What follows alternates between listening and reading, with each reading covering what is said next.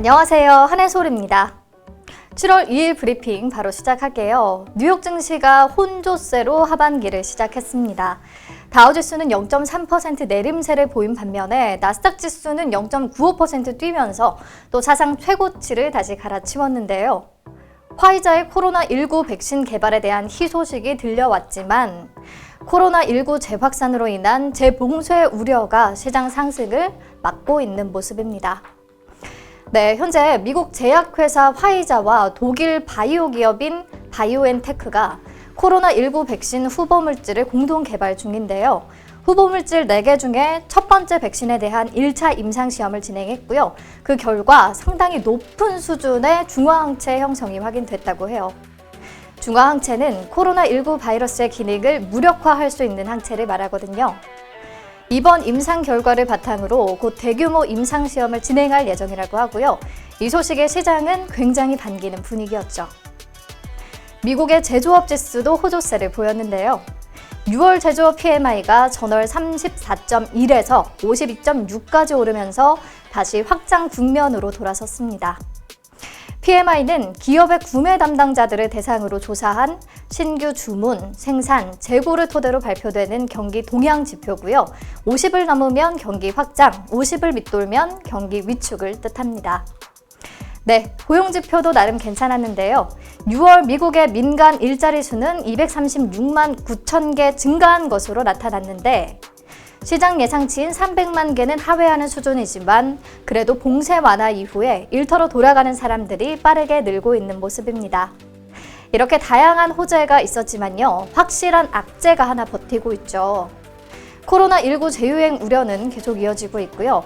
미국 내에서 6월에만 80만 명의 신규 확진자가 발생을 하면서 사실상 재확산이 현실화된 상황입니다. 홍콩 국가보안법 시행을 두고도 중국과의 갈등도 계속되고 있고요. 네, 현재 시각 오후 1시 34분 지나고 있는데요. 코스피 시장에는 기관의 강한 순매수세가 들어왔고요. 코스닥 시장에는 외국인과 기관 동반 매수 우위를 보이면서 양대 시장 모두 상승 흐름입니다. 종목별로는 어제 중국 온라인 여행사와 한국관광공사가 함께 진행한 한국관광상품 판매 라이브 쇼에 200만 명이 몰리면서 흥행에 성공했다고 해요. 오늘 중국 소비주인 화장품, 엔터 관련주 다시 강세입니다. YG플러스는 블랙핑크의 새 앨범이 기네스 세계 신기록 5개 부분에 동시 등재됐다는 소식에 상한가 진입했고요. YG엔터테인먼트도 동반 강세입니다. 중국발 돼지 독감 바이러스 우려가 계속되면서 첼시스와 이글벳, 대성미생물 등 동물 백신 관련주 오름세 이어가고요. 웹젠이 중국 게임 개발사와 공동 개발한 전민기적 2의 중국 판호, 즉 게임 서비스 허가권 획득 소식이 들려오면서 급등세를 보였습니다. 네, 그럼 시장 키워드 만나볼까요? 첫 번째 키워드, SK바이오팜 따브루 상한가 따상. SK바이오팜이 기대만큼이나 화려한 데뷔에 성공을 했습니다. 시초가가 공모가 대비 2배, 그러니까 최상단이 98,000원에 형성이 됐고요. 바로 상한가로 직행하면서 하루 만에 159%가 넘는 수익률을 기록하고 있습니다. 일명 따상, 따브루 상한가에 성공을 한 거죠. 벌써 SK바이오팜의 시가총액은 9조 9,458억 원에 달하는데요. 당초에 증권가가 예측했던 5조에서 6조 수준은 단숨에 넘어섰고요. 아모레퍼시픽을 제치고 코스피 시총 26위에 이름을 올린 상태입니다. 지난 영상에서 이미 말씀드렸지만 신규 상장 종목이 상장일부터 15거래일 동안 평균 시가총액이 코스피 전체 보통주 가운데 상위 50위 안에 들면 특례로 코스피 200지수 조기 편입이 가능하거든요. 오늘 이미 26위에 진입을 했기 때문에 코스피 200지수 편입 가능성은 더욱 높아진 상황입니다. 향후에 패시브 자금 유입으로 좀 긍정적인 수급 기대할 수 있는 부분이네요. 그런데 우선 바로 잡고 가야 할 부분이 있어서 그 부분부터 체크하고 가겠습니다. 유통 주식수에 대해서 잘못된 정보가 퍼지는 바람에 저도 잘못 알려드렸거든요. 당초 시장에서는 기관 물량의 81.15%가 의무 보호 확약 기간에 걸려 있다고 했었잖아요. 그런데 기관 배정 물량 1,321만 5,717주 가운데 미확약 물량이 631만 920주로 나타났어요. 그러니까 81.15%가 아니라 52.25%만 의무 보호 예수 물량이라는 겁니다. 수치의 차이가 엄청 큰데요. 왜 이런 일이 발생했을까요? 금감원에 따르면 기관에 배정된 공모 물량 중 45%에 해당하는 594만 주가량이 해외 기관에 배정이 됐습니다. 해외 기관은 의무 보유 확약 기간을 설정한 곳이 한 군데도 없거든요. 나머지 55%를 국내 기관이 나눠 받았고요. 그래서 수요 예측 때와 달리 미확약 물량이 확 늘어나게 된 거죠. 주관사가 해외 기관과 협의해서 자율적으로 정했기 때문이라고 하네요. 어쨌든 당장에 매물로 쏟아져 나올 수 있는 물량이 많아졌다는 거고요. 일반 공모 물량 391만 5,662주, 기관 투자가가 의무 보유 미확약 물량이 631만 920주 해서 총 1,022만 6,582주가 오늘부터 당장에 유통이 가능한 물량입니다. 주가가 요동칠 가능성도 더 커졌다는 거 알고 계셔야 할 것 같아요. 그럼에도 오늘 따상에 성공을 했다는 건 그만큼 종목에 대한 외국인, 기관, 개인 모두의 기대가 높다는 반증이기도 합니다. 네, 그럼 이제 앞으로가 더 중요할 텐데요. 지금부터는 SK바이오팜이 실제 어떻게 성장을 해나가느냐에 달려 있겠죠. 어떤 회사인지는 여러 번 설명드렸으니까 패스하고요. 강점만 간단히 짚어보면 자체 개발한 기면증 치료제 수노시와 뇌전증 신약 엑스코프리 이렇게 두 가지 품목을 이미 미 FDA로부터 시판 허가를 받아낸 상태죠. 그리고 신약 개발부터 임상시험 그리고 상업화까지 모든 단계를 직접 수행할 수 있다는 것이 가장 큰 강점입니다. 국내 제약사 중에는 처음으로 자체 개발한 신약을 기술 수출하지 않고 미국 FDA에 직접 판매 허가를 신청해 승인을 획득해냈고요. 엑스코프리와 수노시 말고도 임상이 진행 중인 여러 개의 파이프라인이 있어서 또 증권가에서도 SK바이오팜에 대한 기대치가 굉장히 높습니다. 삼성증권은 목표가를 38만 8천 원으로 상향하기도 했는데요. 아무래도 회사의 중단기적인 미래 가치는 좀 엑스코프리의 미국 성공 여부에 달려있는 것 같아요. 미국이 글로벌 뇌전증 치료제 시장의 60%를 차지하고 있고 또 그래서 SK바이오팜도 엑스코프리의 성공에 사활을 걸고 있거든요. 이번 IPO를 통해서 유입된 자금도 미국 시장 안착을 위해서 마케팅에 사용될 예정입니다. 미국 시장에서의 가장 큰 관문은 보험 등재예요. 우리와 달리 민간 의료보험 체계이기 때문에 우선 의료보험이 적용되는 약이 돼야 하는데 다행히 현재 보험사와의 계약을 40%까지 마쳤다고 하고요. 연말까지는 90% 이상 계약이 가능할 것으로 예상되고 있습니다.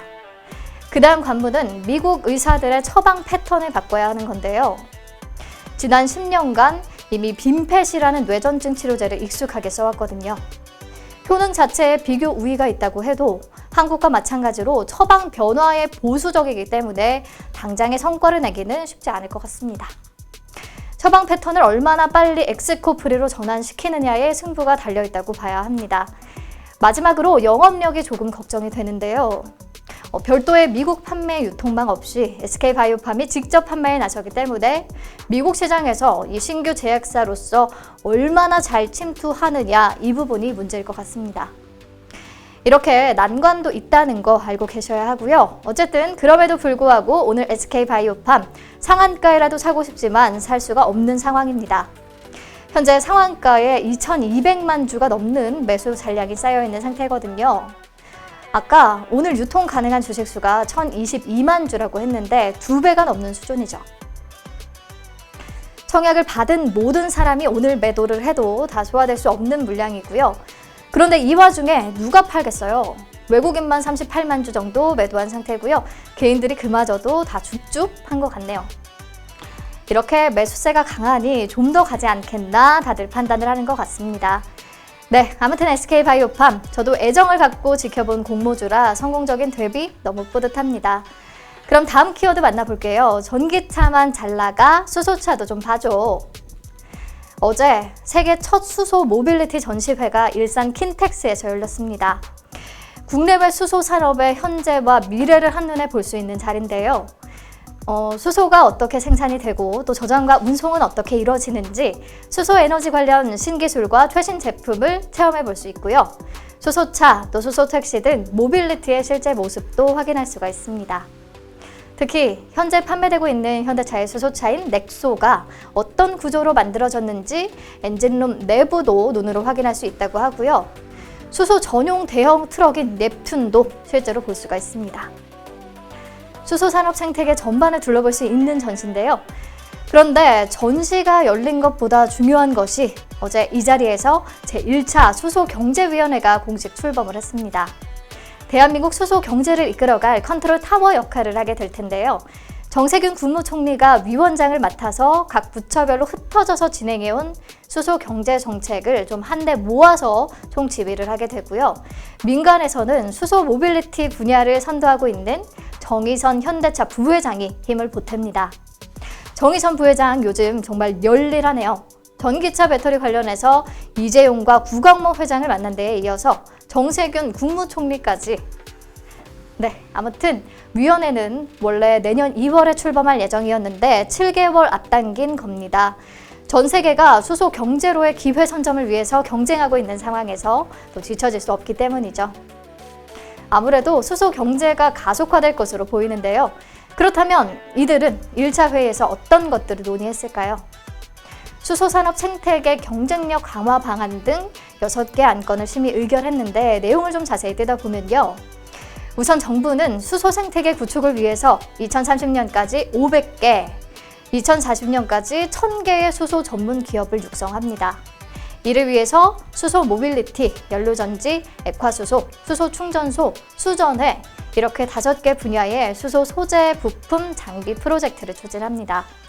일본 수출 규제에 맞서서 반도체 소재, 부품, 장비 프로젝트를 진행했던 것과 마찬가지 맥락이고요. 국내 수소 산업 관련 기술 수준을 아주 높이겠다는 뜻이 담겨 있죠. 네, 이 밖에 정말 많은 내용들이 있는데요. 뉴스로 한번 기사 찾아서 확인해 보시는 게 좋을 것 같고요. 내용이 많고 복잡하지만 결론은 수소 생태계를 빨리 선점해서 글로벌 경쟁력을 키우겠다라는 말이고요. 이를 위해서 정부가 팍팍 힘을 보태겠다는 뜻이니까 우리는 전기차 그리고 전기차 배터리뿐 아니라 수소차에도 관심을 가져야 한다라는 말이고요. 수소차 관련주 정리된 거 다시 한번 보시고 추가된 내용 있으면 추가해서 종목 공부해 두시면 좋을 것 같네요. 네, 오늘 브리핑은 여기서 마칠게요. 내일 다시 만나요.